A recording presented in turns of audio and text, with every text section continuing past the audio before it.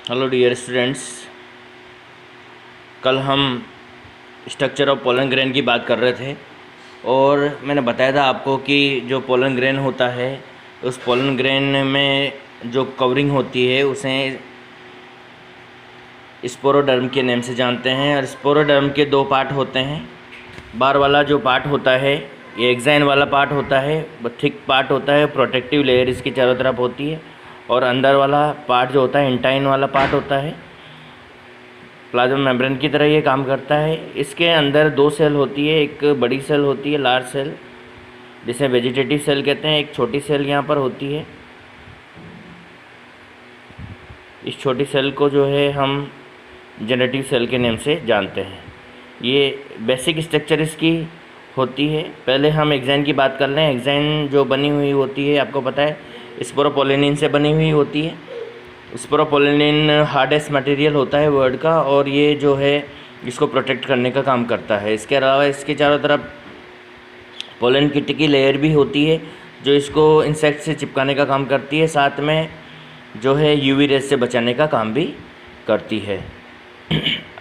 अंदर वाली लेयर जो है प्लाज्मा मेम्ब्रेन की तरह ही होती है और इसको जो है थोड़ा सा प्रोटेक्टिव नेचर की होती है। प्रोटेक्शन इसको भी जो है प्रोटेक्शन देने का काम ये करती है। अब देखिए यहाँ पर इसके अलावा जो है इसके ऊपर कुछ छोटे छोटे पोर्स पाए जाते हैं, बहुत छोटे छोटे, जिन्हें हम जर्म पोर के नाम से जानते हैं या जर्मिनल फेरो भी इनको कहा जाता है। मोनोकोट के अंदर एक जर्म पोर पाया जाता है। मोनोकोट में सिंगल जर्म पोर होता है, जबकि डाइकोट के जो पोलन ग्रेन होते हैं उसको जो है 3 जर्म पोर पाए जाते हैं। इसकी कवरिंग के ऊपर एक्साइन के ऊपर स्पेशल टाइप की जो प्रोटीन होती है और वो प्रोटीन जो है इसको स्टिग्मा से चिपकाने में हेल्प करती है और कंपेटिबिलिटी इनकम्पेटिबिलिटी रिएक्शन को ये परफॉर्म करने का काम करती है। कंपेटिबिलिटी इनकम्पेटिबिलिटी क्या होती है इसके बारे में हम बाद में बात करेंगे। अभी तो आप ये कोई रिएक्शन होती है जो पोलन जर्मिनेशन से रिलेटेड होती है, इसकी फर्टिलाइजेशन जब होगा उस समय इसकी बात की जाएगी। अभी तो आप इसको छोड़ दीजिए, पर इस रिएक्शन में ये प्रोटीन का इम्पोर्टेंट रोल होता है। तो मैं पोलन किट की बात कर रहा था। फैटी एसिड के बने हुए होते हैं, इंसेक्ट को अट्रैक्ट करने का काम करते हैं। और जो एलर्जिक रिएक्शन होती है वो एलर्जी किस पोलन ग्रेन से जो एलर्जी होती है फीवर की फॉर्म में, वो भी जो है इसी से होती है। यूवी रेज से बचाने का काम करती है और इंसेक्ट की बॉडी से चिपकाने का काम इनका होता है। अब इसके अलावा देखिए पोलन ग्रेन बहुत इम्पोर्टेंट होता है और इससे जो है कई तरह के प्रोडक्ट बनाए जाते हैं। उन प्रोडक्ट की अगर हम बात करें तो इसमें सबसे पहले जो है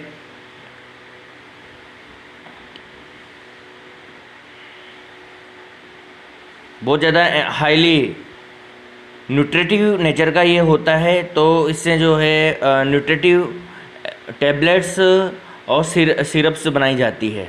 और इन टैबलेट्स और सिरप का जो है यूज़ जो है राइडिंग हॉर्स करते हैं, जो घुड़दौड़ में भाग लेते हैं उन घोड़ों को दी जाती है। और साथ में एथलीट्स जो होते हैं वो अपनी बॉडी की कैपेसिटी इंक्रीज़ करने के लिए इन टैबलेट और सिरप का यूज़ करते हैं।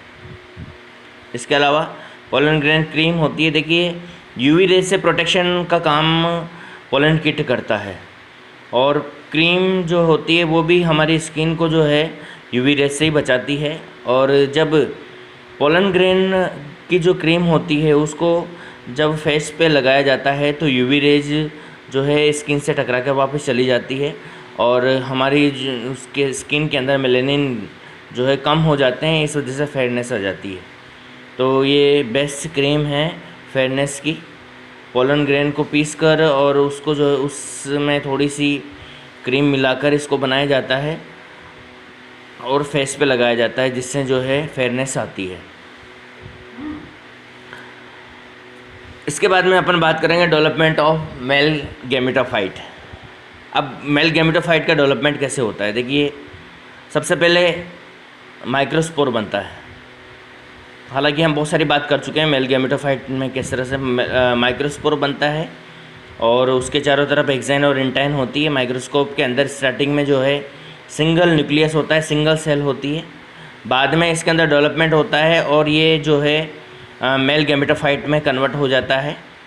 ये आगे डिवाइड होता है, पॉलिनेशन से पहले आगे डिवाइड होता है और इसके आगे डेवलपमेंट होता है। उस डेवलपमेंट को हमने दो पार्ट में डिवाइड किया है, pre pollination development and second post pollination development, यानी पॉलिनेशन से पहले होने वाला डेवलपमेंट और पॉलिनेशन के बाद होने वाला डेवलपमेंट। नॉर्मल हम बात करेंगे 60 और 40% प्लांट्स होते हैं, थोड़ा थोड़ा वेरिएशन इनके अंदर होता है। हम नॉर्मल यहाँ पर बात करते हैं पॉलिनेशन से पहले माइक्रोस्पोर के अंदर क्या क्या चेंजेस आते हैं। न्यूली डिफरेंशिएट पोलन ग्रेन जो होता है वो सिंगल न्यूक्लियस उसके अंदर होता है और साइटोप्लाज्म उसका डेंस होता है और प्लाज्मा मेम्ब्रेन से ये डिवाइड होता है। इसमें एक वैक्यूल का फॉर्मेशन होता है और इसकी वजह से न्यूक्लियस जो है एक साइड में चला जाता है। देखिए क्या होता है, ये सिंगल न्यूक्लियस और इसके सिंगल सेल और इसके अंदर ये न्यूक्लियस होता है। अब यहाँ पर एक छोटी सी वैक्यूल बनना शुरू होती है। वैक्यूल बनने की वजह से अब ये जो न्यूक्लियस है, ये न्यूक्लियस इस कॉर्नर में चला जाता है और वैक्यूल बड़ी हो जाती है इस जगह पे। थोड़ा वैक्यूल बीच वाला हिस्से को कवर कर लेती है और न्यूक्लियस जो है एक साइड में चला जाता है। अब यहाँ पर माइटोटिक डिवीज़न होता है। माइटोटिक डिवीज़न होने से जो है दो न्यूक्लियस यहाँ पर बन जाते हैं। इसके अंदर एक न्यूक्लियस इस जगह पे रहता है और एक न्यूक्लियस इस जगह पे चला जाता है यहाँ पे, ठीक है। और फिर बाद में ये जो है 2 सेल का फॉर्मेशन यहाँ पर हो जाता है। जो अनइक्वल 2 सेल यहाँ पर बनती है, जो बड़ी लार्ज सेल बनती है इसको हम वेजिटेटिव सेल कहते हैं और जो स्मॉल सेल बनती है इसको हम जनरेटिव सेल कहते हैं। The protoplasm undergoes mitosis. अब इसमें माइटोसिस होता है and it is divided unequally into the 2 cells. Unequally 2 cell में डिवाइडेड। लार्ज सेल्स होती है वेजिटेटिव सेल होती है और स्मॉल सेल जो होती है वो जनरेटिव सेल होती है। लार्ज सेल की बात करें, स्टार्टिंग में इसका न्यूक्लियस जो है राउंड शेप में होता है और बाद में जो है इर्रेगुलर शेप का ये हो जाता है, इर्रेगुलर शेप में चला जाता है। द शेप एंड इसकी शेप जो है वो बदलती रहती है। वो डिफरेंट टाइप के जो सेल ऑर्गेनल्स हैं उनकी नंबर्स बढ़ जाती है। आरएनए प्रोटीन की हेल्प मात्रा भी इसके अंदर बढ़ जाती है और रिजर्व फूड जो है वो भी इसके अंदर बहुत ज़्यादा मात्रा में हो जाता है।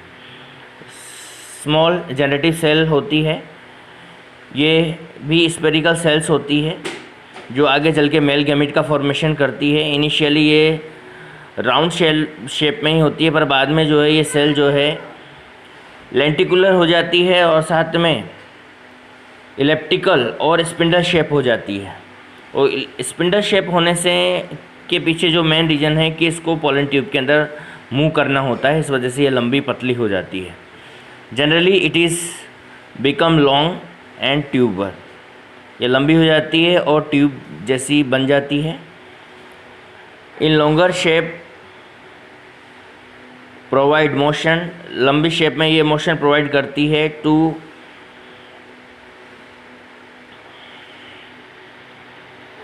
It in the pollen tube. तो ये लंबी शेप होती है और स्पिंडल शेप जो होती है मोशन में जो है हेल्प करती है इसमें। और इसका more cytoplasm in cytoplasm due to the more cytoplasm in the vegetative cell the amount of RNA is more than generative cell. Normally जो वेजिटेटिव सेल होते हैं उसके अंदर आरएनए की मात्रा ज़्यादा होती है। अब इसके बाद में ये तो हो गया पॉलिनेशन से पहले होने वाला डेवलपमेंट। अब इसके बाद में पोस्ट पॉलिनेशन डेवलपमेंट, यानी पॉलिनेशन होने के बाद में फिर क्या डेवलपमेंट होगा।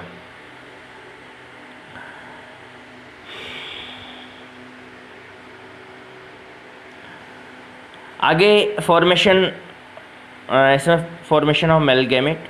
आगे जो है पोलन ग्रेन में डेवलपमेंट होता है और पोलन ग्रेन यहाँ से निकलकर स्टिग्मा पर पहुँच जाता है पॉलिनेशन के थ्रू। और यहाँ पर कंपैटिबिलिटी रिएक्शन अगर मिल जाती है तो फिर पोलन ग्रेन वहाँ से वाटर और दूसरे न्यूट्रिएंट्स एब्जॉर्ब करता है। स्टार्टिंग से बताता हूँ मैं कि पोलन ग्रेन पहुँचता है किसके ऊपर, स्टिग्मा के ऊपर। स्टिग्मा पे पहुँचकर वहाँ पर रिएक्शन करता है, कंपैटिबिलिटी रिएक्शन होती है, और वो रिएक्शन होने पर ये वाटर और न्यूट्रिएंट्स वहाँ पर एब्जॉर्ब करता है और जर्मिनेशन वहाँ पर स्टार्ट हो जाता है।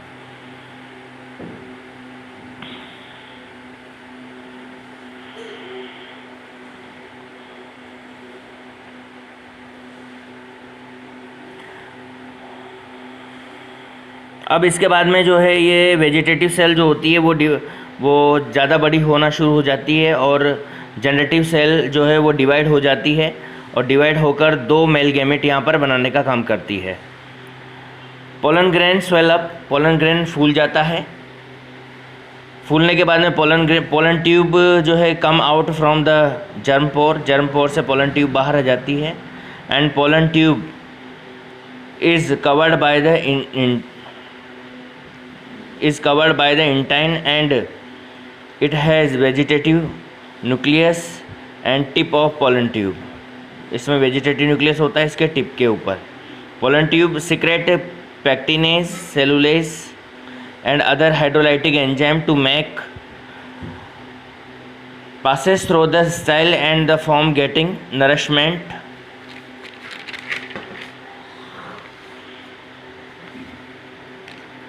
and its growth is as a pollen tube.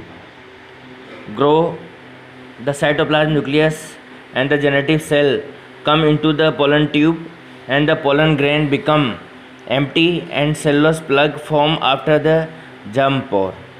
Pollen tube continuously grow towards the ovules. Continue Oval की तरफ ये डिवाइड हो आगे की तरफ बढ़ती हुई रहती है। देखिए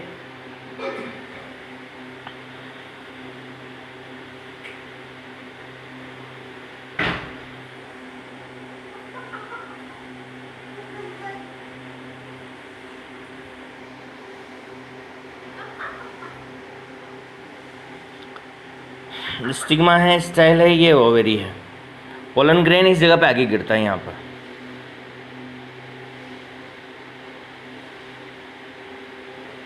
और यहाँ से पोलन ट्यूब बनना शुरू होती है इस जगह से, और पोलन ट्यूब जो है इसके अंदर एंटर कर जाती है। एक्साइन यहीं पे रिलीज कर दी जाती है, यहीं पे रह जाती है, और एंटाइन जो है इसके चारों तरफ कवरिंग की फॉर्म में ये आगे चलती है, और वेजिटेटिव न्यूक्लियस इसके सबसे आगे की तरफ यहाँ पर होता है, और इसके जस्ट पीछे की तरफ जो है स्पिंडल शेप में जनरेटिव न्यूक्लियस इसके पीछे पीछे चलता रहता है।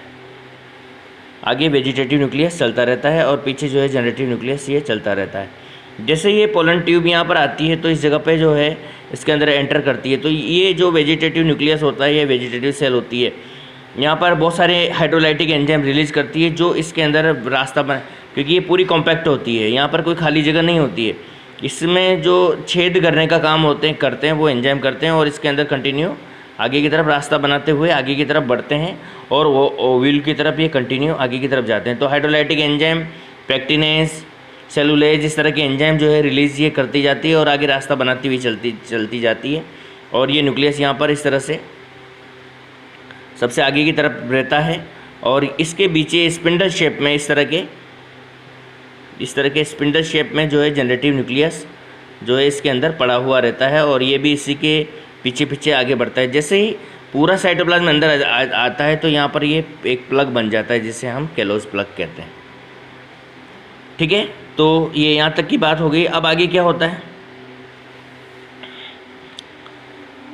जो जनरेटिव सेल होती है इसके अंदर आगे माइटोसिस होता है। माइटोसिस होकर 2 मेल गैमेट ये बनाती है। Each male gamete is unicellular, immotile and invisible and uninucleated. In some most of enzyme male gametes are formed in the pollen tube. Example lilium, nymphalium. ज़्यादातर के अंदर जो है मेल गैमेट जो है वो डिवाइड होते हैं, वो ज़्यादातर एंजियोस्पर्म के अंदर पोलन ट्यूब के अंदर ही होते हैं, और इस तरह से मेल गैमेटोफाइट पूरा बन जाता है। मेल गैमेटोफाइट यहीं तक होता है। इसके बाद में अपन बात करेंगे नेक्स्ट टॉपिक की, microsporangium, ovule, embryo sac, female gametophyte, carpel, इन सब की बात करेंगे यहाँ पर। कार्पल्स के अंदर जो है माइक्रोस्पोरेंजियम ओव्यूल होता है, फिर उसके अंदर एम्ब्रियो सेक होता है, और फिर उसके अंदर फीमेल गेमेटोफाइट होता है, यानी कि फीमेल रिप्रोडक्टिव पार्ट की हम यहाँ पर बात करेंगे। फीमेल रिप्रोडक्टिव पार्ट की अभी मैंने बात की थी, ये गाइनोशियम भी कहते हैं, कार्पल से बना हुआ होता है, ऊपर की तरफ स्टाइल होती है, फिर स्टिग्मा होता है और ओवेरी होती है, और ओवेरी के अंदर ओव्यूल यहाँ पर लगे हुए रहते हैं। ओव्यूल की पैटर्न, डिज़ाइन, ये सब जो है अलग अलग हो सकती है। किसी के अंदर ओव्यूल किस पैटर्न में लगे रहते हैं, किसी के अंदर किस पैटर्न में लगे रहते हैं, सबके अंदर इस ओव्यूल का जो है पैटर्न वो अलग अलग होता है। तो यहाँ पर ओव्यूल होते हैं, किसी के अंदर इसमें बहुत सारे ओव्यूल बना दिए, किसी के अंदर सिंगल ओव्यूल होता है, कईयों के अंदर कम ओव्यूल होते हैं, किसी के अंदर ज़्यादा ओव्यूल होते हैं।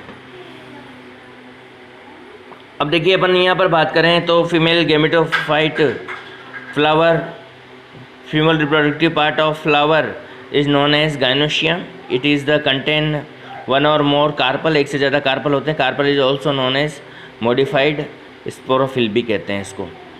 When the number of carpel is more than and separate to are known as apocarpous. अगर ये अलग अलग हों, एक से ज़्यादा हों, तो एपोकार्पस कंडीशन कहते हैं। It is joint united then it is syncarpous condition कहते हैं। आप जानते हो 11th में आपने एपोकार्पस कंडीशन और सिनकार्पस कंडीशन पढ़ी है।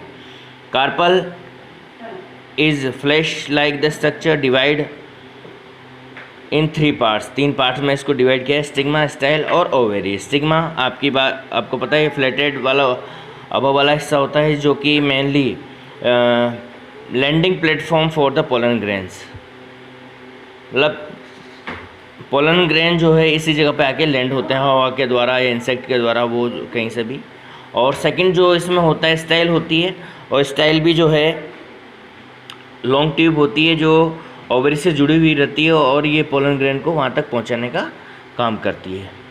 इसके बाद में हम कल बात करेंगे। अपने डाउट हैं वो ज़रूर आप मुझे सेंड करें। डाउट नहीं आ रहे हैं, या तो बच्चे देख नहीं रहे हैं या पढ़ नहीं रहे हैं, तो सभी पढ़ाई पे ध्यान दें। बोर्ड क्लास है आपकी, तो अच्छे से ध्यान दें और तरीके से पढ़ाई करें।